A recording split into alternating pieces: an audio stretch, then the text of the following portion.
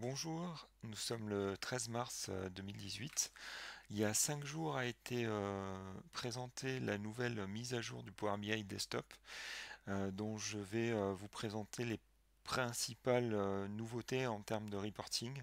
Elles ne sont pas nombreuses, mais il y a deux, trois features assez intéressantes, notamment ce qu'on appelle le Report Page Tooltip, ou les infobulles, les pages de rapport d'infobulles en français, qui permettent de rajouter des informations sous la forme d'une infobulle, d'une mini page de rapport qui va s'afficher sur les visuels de vos rapports. Donc, comment se passe la construction d'un tooltip? Ça se passe en plusieurs étapes. Première étape, on va activer dans les options euh, cette fonctionnalité, puisque c'est une fonctionnalité qui est actuellement en préversion. Donc ici, vérifiez bien que cette case soit cochée. Et ensuite, lorsqu'on veut définir un onglet de type tooltip, j'en ai un qui est ici prédéfini, ce qu'on va faire, c'est qu'on va d'abord définir la taille de la page. Alors vous voyez apparaître maintenant un, un type de taille infobulle qui correspond à cette hop, on va le remettre, qui correspond à cette taille-ci. Là, évidemment, tous les visuels de ma page ont été agrandis, mais si vous allez dans le mode affichage et si vous mettez en taille réelle, vous verrez vraiment la taille de l'infobulle.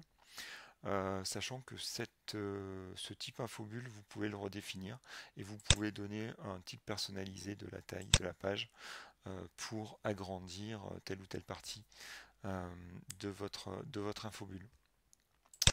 Une fois que vous avez fait cette opération, l'opération suivante consiste à remplir le champ de l'infobulle, c'est-à-dire déterminer quel est le champ qui va permettre d'afficher les infobulles sur les rapports. Ici, j'ai pris mon champ département parce que je veux cette segmentation par département de la société. Enfin, une fois que vous êtes sur les visuels, par défaut, chaque visuel va afficher l'infobulle. Si vous regardez le paramétrage d'un visuel ici, où on a notre répartition par département, vous allez voir ici, tout en bas, une partie infobulle avec, par défaut, la page de rapport qui est activée et la sélection de la page qui est en automatique. Alors, vous pouvez très bien revenir ponctuellement pour un visuel au mode classique d'infobulle en désactivant la page de rapport et en spécifiant ici, dans la partie infobulle, ici, infobulle, les différents champs que vous voulez voir apparaître. Dans mon cas, moi j'ai besoin de voir apparaître la nouvelle méthode des pages de rapport. Je peux laisser mon visuel soit en page automatique, donc automatiquement il va chercher l'infobulle pour laquelle on a défini que l'affichage se ferait sur le département par exemple, mais on peut spécifier une infobulle spécifique si on en a plusieurs dans notre rapport, ce qui permet donc de faire le lien. Donc là, automatiquement, puisque j'ai défini ce lien-là, si maintenant je survole mon rapport et je veux voir un petit peu plus de détails sur mes différents départements, je vais voir apparaître ma page de rapport infobulle, évidemment avec des données contextualisées par rapport à l'élément que j'ai sélectionné. Alors ce qu'il faut savoir, c'est que cette fonctionnalité est disponible en preview, donc lorsque vous passez dans le service Power BI, cette fonctionnalité existe. En revanche, si vous voulez faire du Power BI embedded ou si vous voulez faire du publish to web de votre rapport, cette fonctionnalité ne s'affiche pas. À la place, vous aurez l'ancienne fonctionnalité d'infobulle qui s'affichera. Également, ce mois-ci a été annoncée la disponibilité officielle des bookmarks. Donc, on n'est plus dans un mode préversion. Alors, je rappelle que les bookmarks sont les bookmarks ou signés en français sont ces éléments qui permettent de définir des affichages différents euh, et de masquer et d'afficher certaines pages, certains visuels, certains éléments.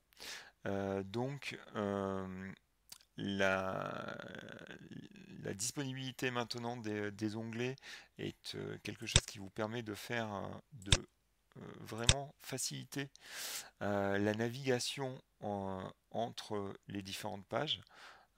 Donc là, on a la possibilité en effet de basculer d'un affichage à l'autre. D'autant plus que désormais, vous avez également, depuis ce mois-ci, cette possibilité-là, la possibilité, hop, dans les paramètres de rapport, de masquer l'entête du visuel en mode lecture. Alors, ça ne changera rien au niveau du Power BI Desktop, c'est-à-dire que lorsque vous survolerez vos visuels, même si ces visuels ne sont pas cliquables, ou que vous ne voulez pas qu'ils soient cliquables, vous allez voir apparaître cette petite fenêtre. En revanche, lorsque vous basculez dans le service, hop, ici, vous allez voir apparaître, vous n'allez plus voir apparaître ces, tours de visuel. Donc vous avez une utilisation du rapport qui va être beaucoup plus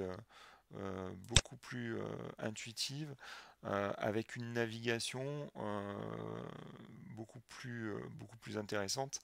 Par exemple ici, j'ai créé un certain nombre de visuels avec des liens vers les différents bookmarks, et donc je peux passer d'un onglet à l'autre et revenir à ma vision globale sans que ma navigation soit perturbée par des entêtes qui s'affichent.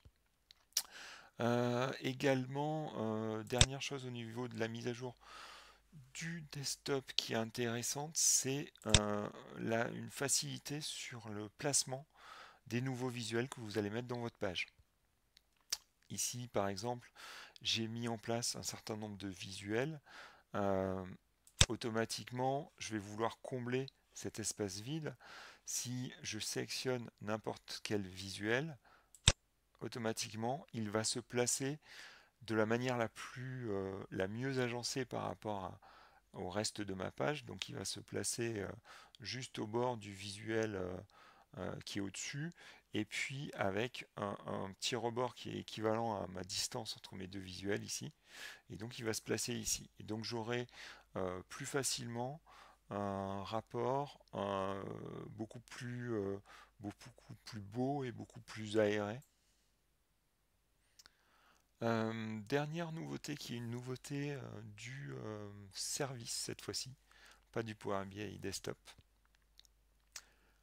Donc, lorsque je me retrouve dans mon service et que je manipule mon rapport, donc je manipule les slicers par exemple et je fais une sélection, automatiquement, vous allez voir apparaître ici un bouton permettant de rétablir les valeurs par défaut. Alors, qu'est-ce que c'est? C'est uniquement que par défaut, désormais, lorsque vous revenez dans le service, après avoir sélectionné, par exemple ici, une ville, donc après avoir défini un contexte quel qu'il soit, vous allez revenir dans le service avec les mêmes sélections. Donc vous allez revenir dans un rapport qui sera sélectionné sur Bordeaux. Si vous voulez revenir aux valeurs par défaut, vous allez passer par ce bouton-ci qui va rétablir les filtres, les segments et tous les changements qui auront eu lieu dans votre affichage de données. Donc cette nouvelle fonctionnalité, elle avait été annoncée le mois dernier dans la mise à jour du desktop. Rappelez-vous, il y avait ici dans vos paramètres une case à cocher, hop, qui vous permettait ici de bloquer justement la possibilité d'enregistrer les filtres.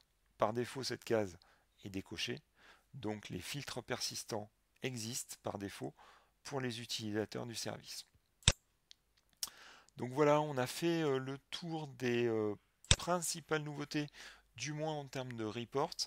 Je vous invite à aller voir la vidéo de l'équipe Power BI sur l'intégralité des nouveautés de cette update du mois de mars.